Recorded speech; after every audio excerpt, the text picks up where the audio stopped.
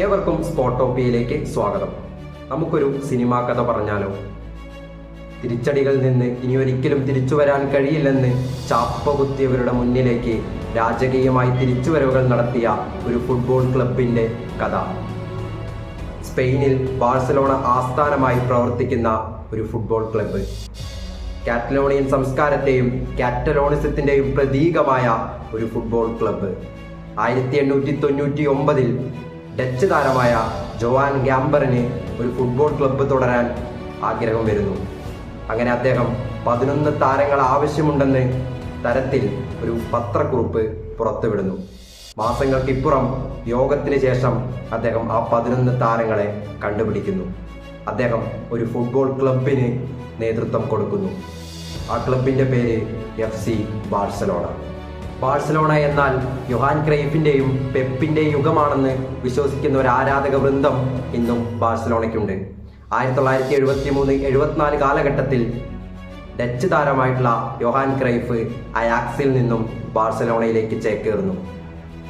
Madrid ആസ്ഥാനമായി പ്രവർത്തിക്കുന്ന ഏകാധിപതിയായ general ഫ്രാങ്കോയുമായി തനിക്ക് ഒത്തുപോകാൻ കഴിയില്ലെന്നും അതിനാൽ ഞാൻ ബാഴ്സലോണ തിരഞ്ഞെടുക്കുന്നു എന്ന് പരസ്യമായി പ്രഖ്യാപിച്ച യോഹാൻ ക്രൈഫ് ബാഴ്സലോണ ആരാധകർക്കിടയിൽ വലിയ ആരാധന പുരുഷ കഥാപാത്രമായി മാറുന്നു. യോഹാൻ ക്രൈഫിലൂടെ ഒരുപിടി കിരീടങ്ങൾ ബാഴ്സലോണയിലേക്ക് എത്തിച്ചേരുന്നു. 1979 ബാഴ്സലോണ പ്രസിഡന്റായിരുന്ന ലൂയിസ് ന്യൂനസിനോട് ഒരു യുവ അക്കാദമി തുടരാൻ യോഹാൻ ക്രൈഫ് ആവശ്യപ്പെടുന്നു. ലോകത്തെ ഏറ്റവും മികച്ച താരങ്ങളിൽ ഒരാളായ ലയണൽ മെസ്സിയെയും ഇനിയസ്റ്റയെയും സാവിയെയും ബുസ്കറ്റ്സിനെയും ഒക്കെ സമ്മാനിച്ച ഒരു യുവ അക്കാദമിക്ക് അദ്ദേഹം രൂപം കൊടുക്കുകയാണ്. ആ അക്കാദമിയുടെ പേര് ലാമാസിയ എന്നാണ്. പിന്നീട് വർഷങ്ങൾക്കിപ്പുറം യോഹാൻ ക്രൈഫ് ബാഴ്സലോണയുടെ മാനേജറായി എത്തുന്നു. 11 കിരീടങ്ങൾ ബാഴ്സലോണയ്ക്ക് വേണ്ടി നേടിക്കൊടുക്കുന്നു. പിന്നെയും ഒരുപാട് തിരിച്ചടികളുടെ കാലം. 2000 ലെപ്പോർട്ടെ ബാഴ്സലോണയുടെ പ്രസിഡന്റായി വരുന്നു. വീണ്ടും പുതുയുഗം ബാഴ്സലോണയിലേക്ക് വരികയാണ്. 2008 ലെപ്പോർട്ടെ പെപ്പിനെ മാനേജറായി പ്രഖ്യാപിക്കുന്നു. ആരാധകർക്കിടയിൽ തന്നെ വ്യത്യസ്ത അഭിപ്രായങ്ങൾ രൂപം കൊള്ളുന്നു.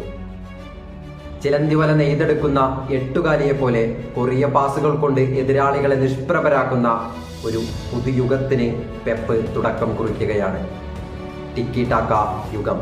ഇന്നും ഫുട്ബോളിലെ ഓരോ ആരാധകർക്കിടയിലും വിസ്മയം കോരിച്ചൊരിക്കുന്ന ഒരു ഫുട്ബോൾ യുഗമാണ് ടിക്കി ടാക്ക യുഗം. പിന്നെ വീണ്ടും തിരിച്ചടികളുടെ കാലം. പെപ്പ് പടിയിറങ്ങുന്നു. എൻട്രിക്കയുടെ കീഴിൽ വീണ്ടും ചാമ്പ്യൻസ് ലീഗ് കിരീടം ബാഴ്സലോണ സ്വന്തമാക്കുന്നു. സാവിയും ഇനിയസ്റ്റയും അതിനുശേഷം പടിയിറങ്ങുന്നു. മെസ്സിയും സുവാരസും നെയ്മറും പിന്നെയും ഒരു യുഗം ബാഴ്സലോണയ്ക്ക് വേണ്ടി സമ്മാനിക്കുന്നു. ഒരു പിടി കിരീടങ്ങൾ ബാഴ്സലോണയ്ക്ക് വേണ്ടി നേടിക്കൊടുക്കുന്നു. മെസ്സിയും നെയ്മറും സുവാരസും ഒരുമിച്ച് പടിയിറങ്ങുകയാണ്. പിന്നെയും തിരിച്ചടികളുടെ കാലം. 2021 സീസണിൽ സാവി വീണ്ടും മാനേജറായിട്ട് എത്തിച്ചേരുന്നു. ലാലിഗ കിരീടം സ്വന്തമാക്കുന്നു. വർഷങ്ങൾക്ക് ശേഷം UCLന്റെ ക്വാർട്ടർ ഫൈനലിൽ എത്തി നിൽക്കുന്നു. ക്വാർട്ടർ ഫൈനലിൽ വീണ്ടും തോറ്റു പിന്മാറുകയാണ് ബാഴ്സലോണ. വീണ്ടും ഒരു ലാലിഗ കിരീടം അവരിൽ നിന്ന് അകന്നു പോകുന്നു. റയൽ മാഡ്രിഡിനോട് 3-2 എന്ന ദയനീയ തോൽവി അവരെ ഏറ്റുവാങ്ങുകയാണ്.